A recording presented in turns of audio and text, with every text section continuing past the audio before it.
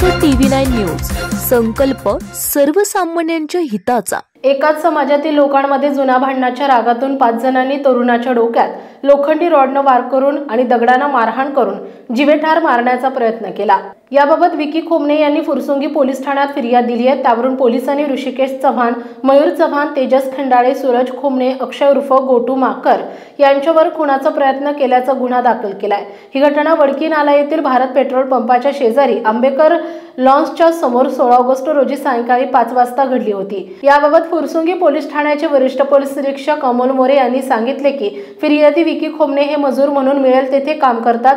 आरोपी आणि फिर्यादी हे एकाच समाजाचे आहेत। त्यांच्या 2011 मध्ये वाद झाला होता।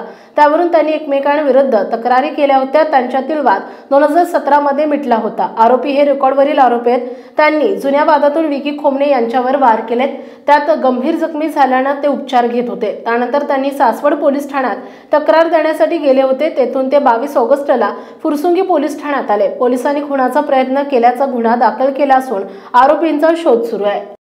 आपल्या परिसरातील महत्त्वाच्या बातम्या पाहण्यासाठी महाराष्ट्र TV9 न्यूज चॅनलला YouTube वर सबस्क्राइब करा आणि बेल आयकॉन प्रेस करा।